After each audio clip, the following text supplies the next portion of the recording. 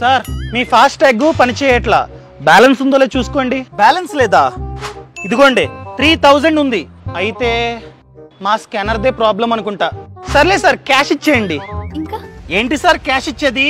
Government rule ప్రకారం మా wallet లో డబ్బు ఉండి మీ స్కానర్ కనుక పని చేయకపోతే మేము ₹1 కూడా కట్టాల్సిన అవసరం లేదు.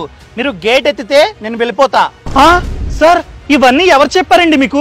సార్ అంతేకాదు, NHAI 10 seconds రూల్ ప్రకారం మేము కనుక మీ టోల్ ప్లాజాలో 10 seconds కన్నా ఎక్కువ వెయిట్ చేస్తే అప్పుడు కూడా మేము ₹1 కూడా కట్టాల్సిన అవసరం లేదు. అదే విధంగా ఈ కలెక్షన్ ప్లాజా నుండి 100 meters తర్వాత ఒక లైన్ ఉంటుంది, ఎల్లో లైన్.